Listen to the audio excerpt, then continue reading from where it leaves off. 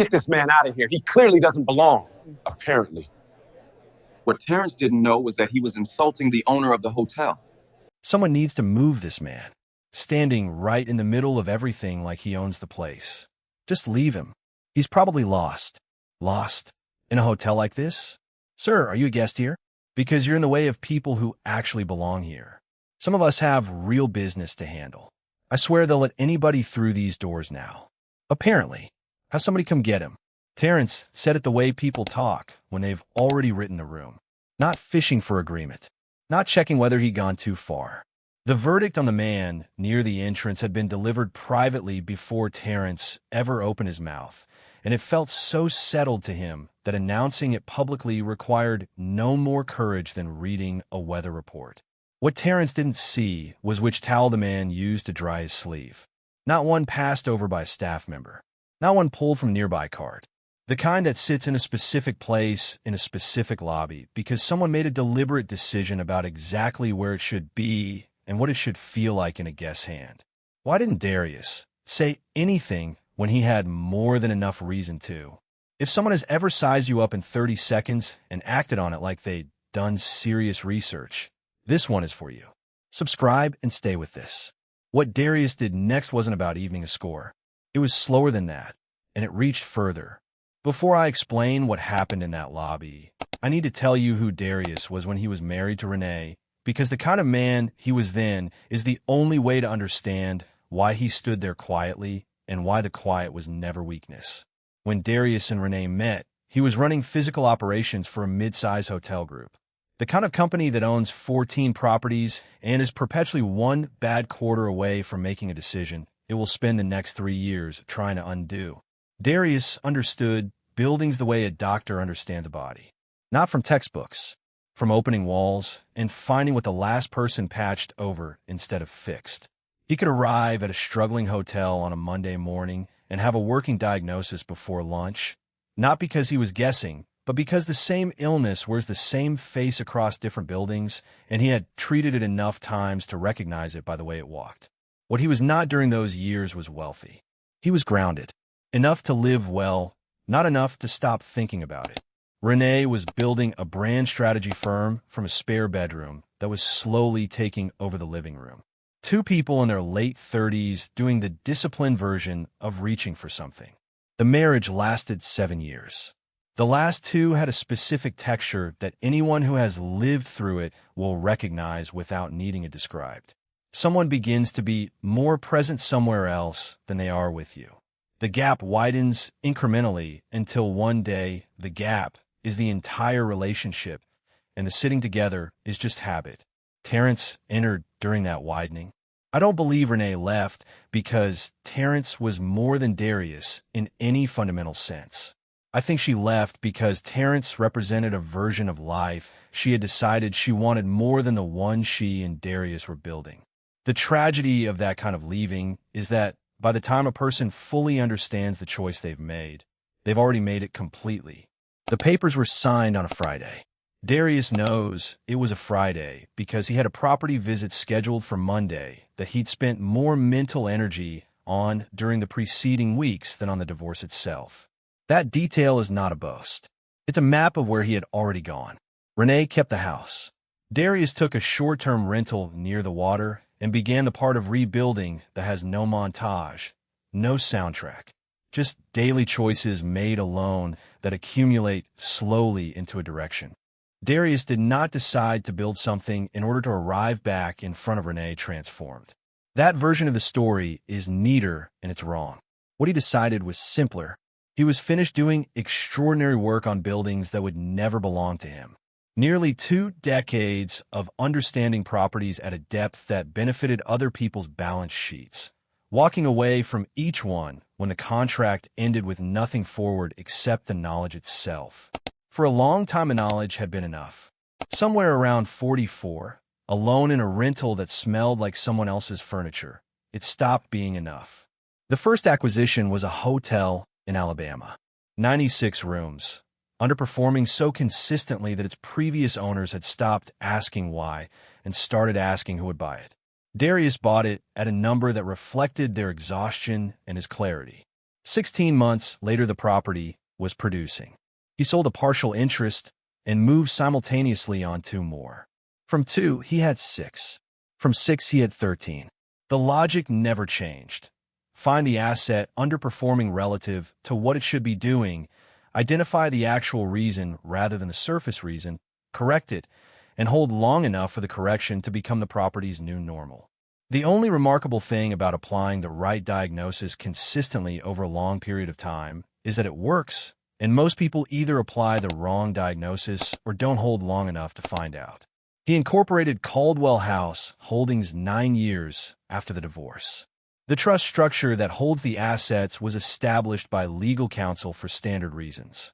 Darius's name appears on none of the hotel signage, none of the publicly available ownership documentation.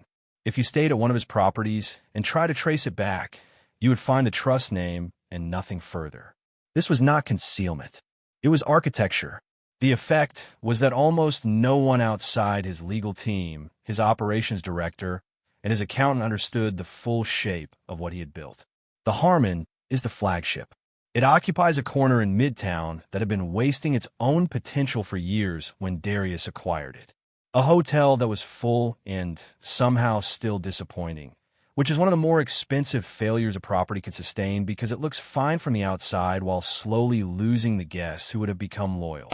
Darius spent 22 months and significant capital rebuilding it around a single operational principle simple enough to survive contact with reality. Every person who walks through these doors gets treated the same way regardless of what they're spending or what they appear to be. Every person on staff gets treated the same way. Decisions get made based on what's actually right, not what's convenient. 3 years after the renovation completed, the Harmon had the standing it had on the morning Renee and Terrence arrived. Darius visits his properties without announcement because announced inspections are theater and theater is useless data. Because most employees don't know his face, he can sit in his own lobby working through an operations review while the hotel around him behaves exactly as it does on every other ordinary day. It was a Tuesday in December. The lobby carried the specific quality that well-designed lobbies carry in mid-morning. Managed calm, movement that feels purposeful rather than hurried. Darius was in the corner of the lounge with the quarterly operations summary and a cup of coffee that was, in his assessment, slightly over-extracted. He made a note in the margin the way he makes notes of everything he observes, including small things, especially small things. He heard the entrance before he looked up. The sound from the door were the sounds of people who experience arrival as an event rather than a transition. Voices pitched for a room that was supposed to orient itself around them. He looked up. Renee, he recognized the way you recognize someone whose specific quality of attention you spent 7 years learning. Something different in how she carried herself. A fluency in certain rooms she had acquired and now wore without thinking. But the way she processed a new space, that small stillness she went into when absorbing somewhere new, that was exactly as he remembered. Terrence was beside her, well-dressed, moving through the lobby with the body language of someone who has learned that confidence performed consistently becomes indistinguishable from confidence earned. Darius looked back at the quarterly summary. Terrence went to the front desk. The conversation that followed is the conversation that happens at every hotel front desk every day. He had a reservation. He had decided the reservation wasn't sufficient. Deshawn at the front desk explained what was available with the calm of someone who has explained it many times and understands that the explanation is the correct response regardless of how it's received. Terrence escalated in the manner of someone who has learned that escalation is a tool and has never been given a clear reason to stop using it. At some point during the escalation, a gesture Terrence was using to punctuate a point swept outward and met the glass of water Darius had placed on the small table between the lounge seating and the front desk corridor. The glass went over. The water came across the front of Darius's jacket.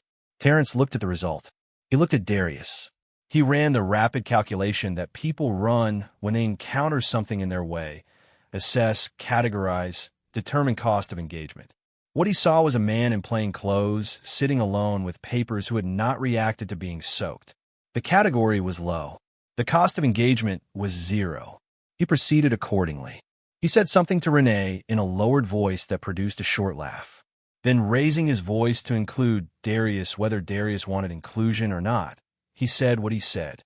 The version that matters is that he addressed the front desk and indicated the man near the table should be removed from the lobby, the way you'd indicate that someone had left an umbrella in a doorway.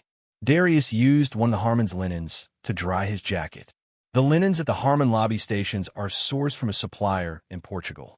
The weight, the thread count, the specific texture that communicates quality without announcing it. These have been the subject of a 40-minute conversation between Darius and his procurement lead during the renovation. He knew them the way, something you chose carefully. He dried his hands. He met Terrence's eyes when Terrence spoke. He said he was just waiting. Cornelius Bryant came through the lobby on his way between the back office and the restaurant corridor. Cornelius has run day-to-day operations at the Harmon for 4 years. He is one of a small number of people at the property who knows Darius's face.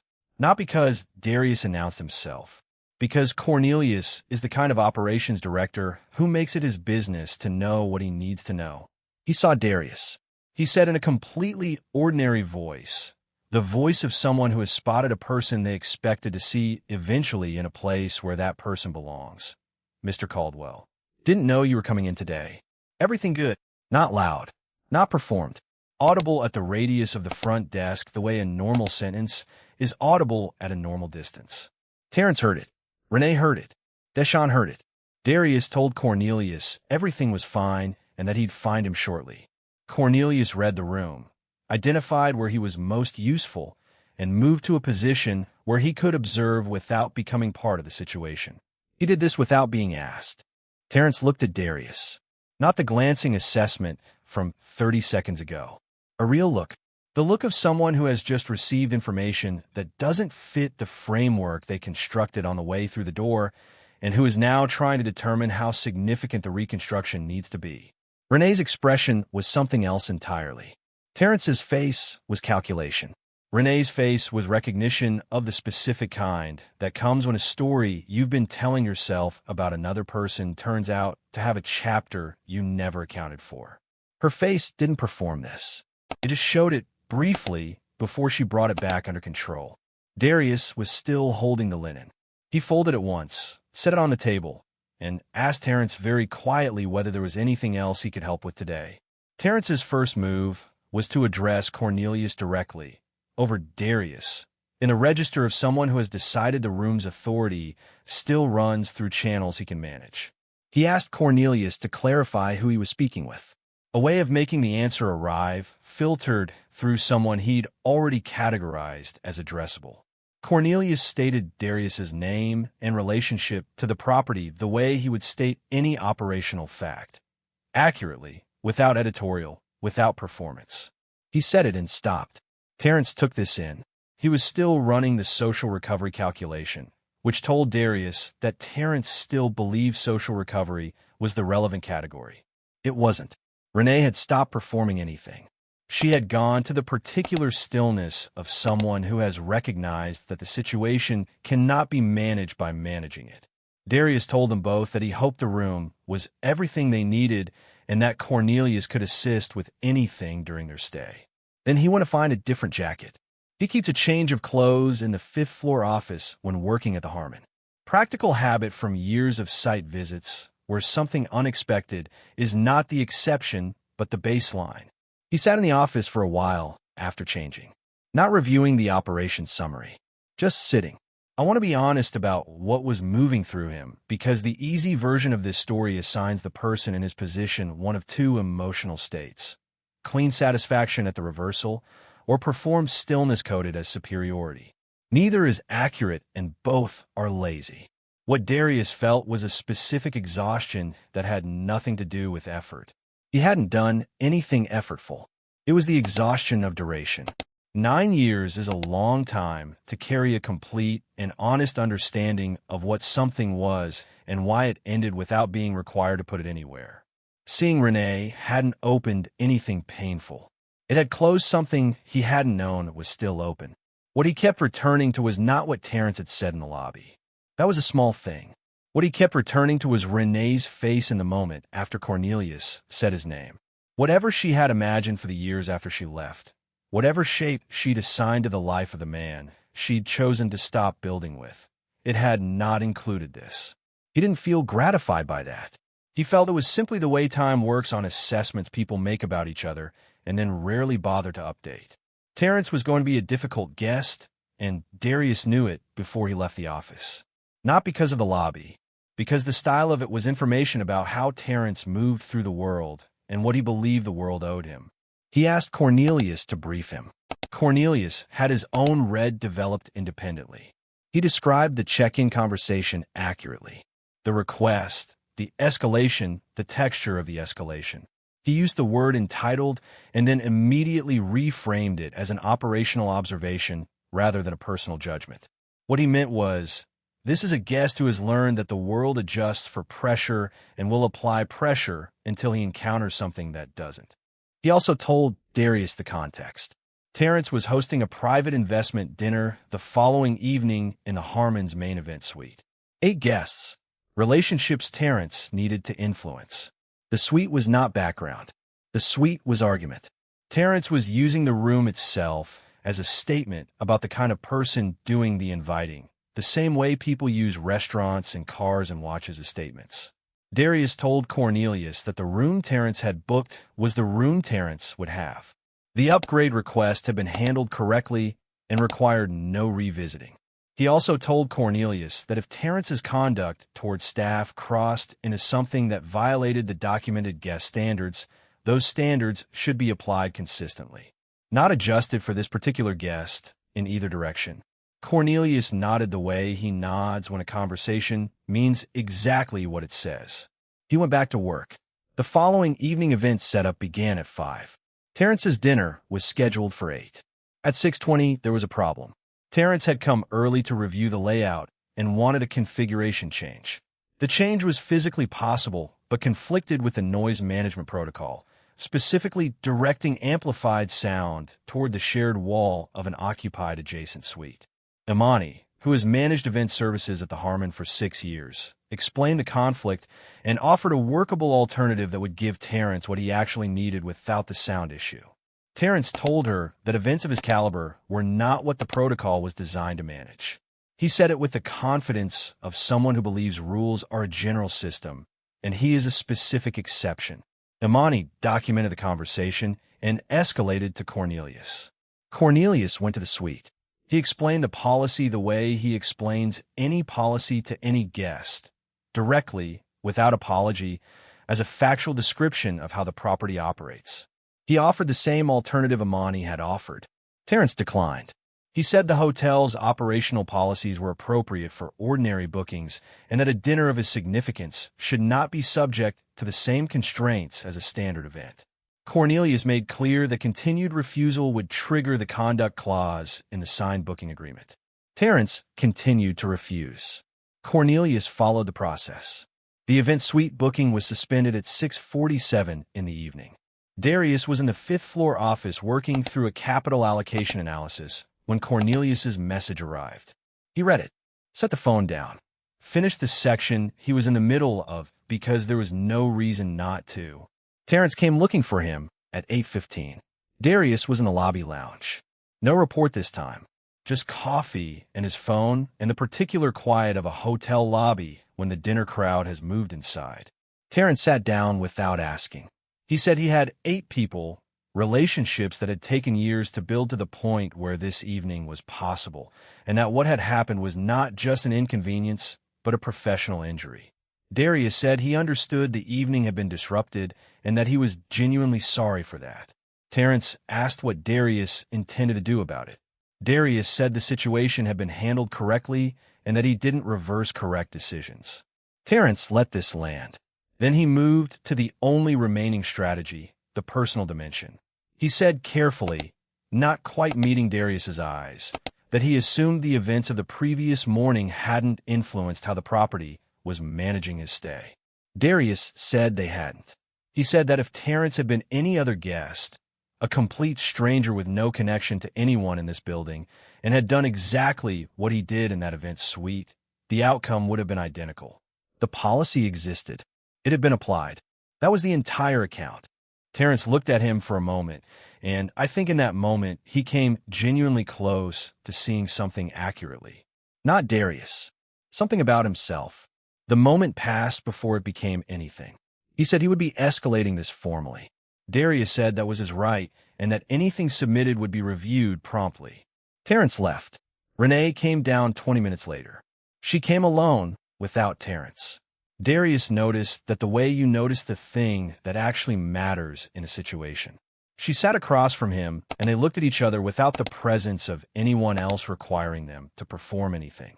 She said she owed him an apology for the previous morning. She didn't frame it as a misunderstanding. She didn't qualify it into something smaller. She said it plainly and stopped talking. Darius told her it was fine. He said it the way you say something that is actually true. He wasn't carrying the lobby incident and hadn't planned to. She asked how he was doing. He said he was well. He asked how she was. She said fine, and there was something in the specific way she said it, the flatness of someone giving an honest answer to a question they haven't been asked sincerely in a long time, that he noticed and didn't comment on. They talked for a few minutes. Not about anything that went deep. Not about the years or the marriage or what either of those things had actually meant. The kind of conversation that exists between two people who share too much history to be strangers and not enough present to be anything else. When she stood to leave, she paused, not saying anything, and then she said, "You built something real." Not an apology, not regret performed for his benefit, just an observation from someone who had finally seen the thing clearly. He said thank you. She left. He sat with his coffee for a while. He thought about his daughter Naomi and decided he'd wait until he was home to call her. Terrence and Renee checked out the following morning, 4 hours before their reservation concluded. Cornelius included it in the nightly summary. Room number, departure time, checkout process by Deshawn, no additional charges, no formal complaint submitted. The dinner had relocated. One of Terrence's guests had a connection to a private club 2 blocks north. How it went is not information Darius sought. What the Harmons records show about those 2 days is this: a standard room occupied for 2 nights, all services rendered correctly, an event suite booking suspended due to conduct that violated the signed booking agreement, a conversation between the property's owner and a guest that produced no change in policy, a checkout that occurred before the reservation concluded. That is not a dramatic record. It is exactly what a well-run property produces when a difficult situation is handled according to process rather than according to the personalities involved. There is something I need to address directly because it is the part of this kind of story that is most appealing and therefore most likely to be misunderstood.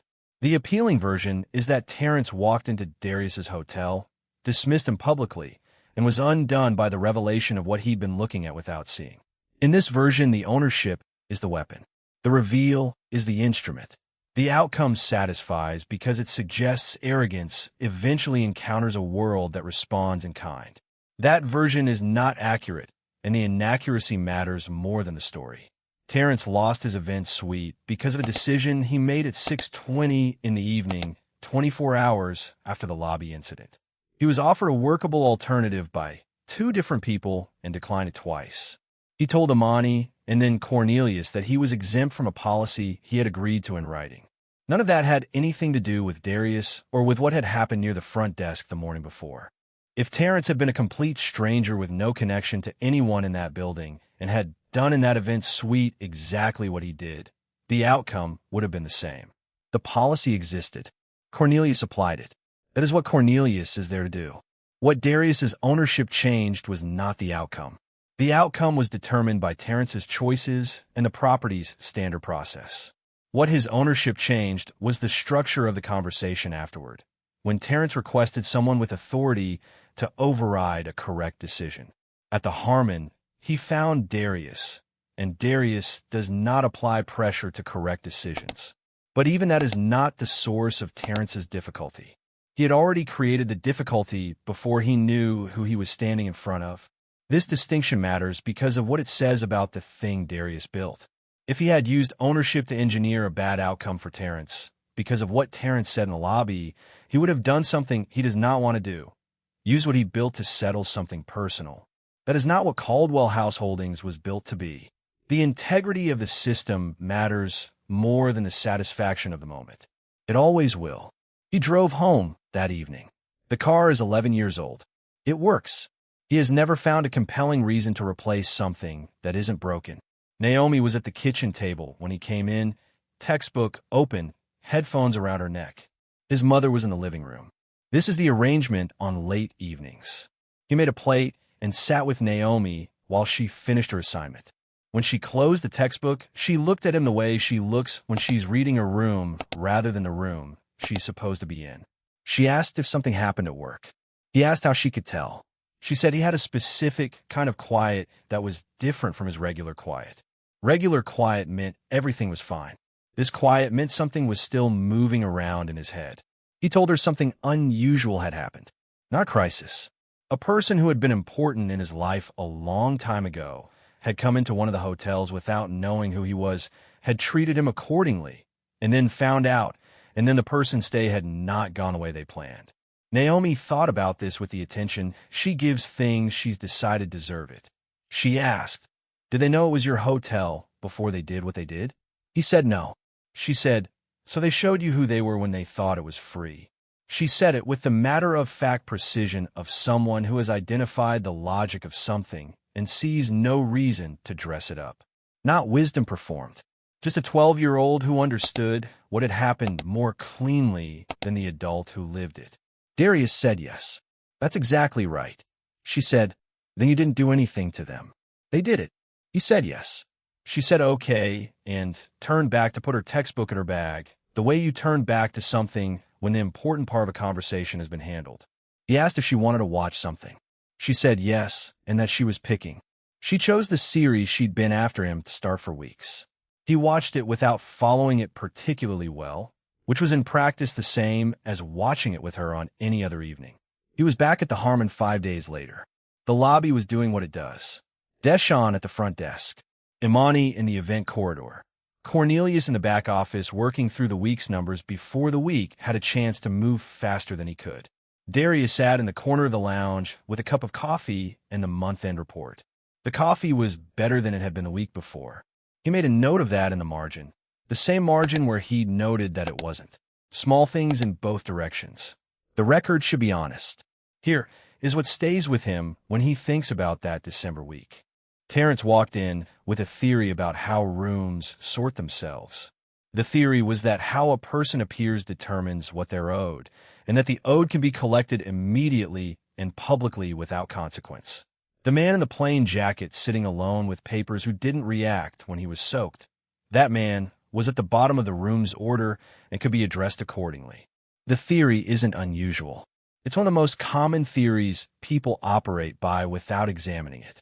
The problem is that surfaces are the least reliable information available about a thing.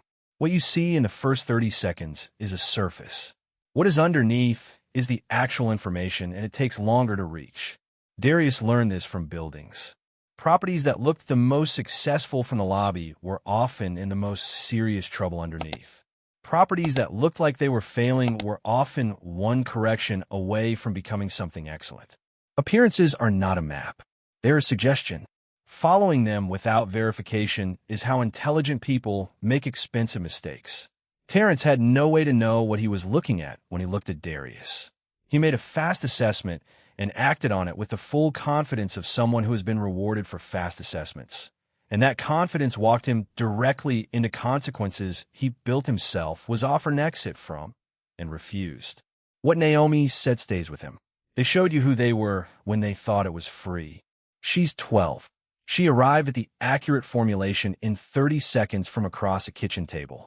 The logic is not complicated once you clear away everything that makes it feel complicated.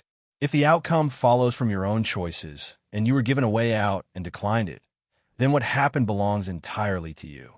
No one engineered it. No one arranged it. You built it and walked into it. That is not revenge. Revenge requires action. What Darius did was nothing beyond allowing a system he built correctly to operate the way it was built to operate. He didn't adjust it for Terrence. He didn't tighten it. He simply didn't override it, which is the same thing he would have done for any other guest. The system was the work. The work held. That's the whole story. If you've ever been the person someone looked at and decided they understood completely in under a minute, if you've ever been in a room where someone spoke over you or past you because they'd already closed the file on you before they had any real information, hold on to what's underneath this story. Not the moment in the lobby, not the event suite, not the checkout, the years between, the daily decisions made without an audience, the work done without announcement, the slow and undramatic accumulation of getting things right consistently over a long period of time, not for the purpose of arriving somewhere in front of someone who underestimated you, but because the work mattered and doing it correctly was the only version that made sense. You don't have to announce what you are. You don't have to correct anyone's assessment in the moment they make it. What you are will eventually be visible. And when it is the 30-second verdict someone delivered about, you will either hold up against the evidence or it won't. Usually it won't. Subscribe to this channel and come back. There are more stories here about people who built something real without making noise about it, about the distance between what a thing looks like and what it actually is, and about what happens when those two things are finally in the same room together. Pay attention to the small things in both directions. Whatever you're building right now, build it right. The rest takes care of itself.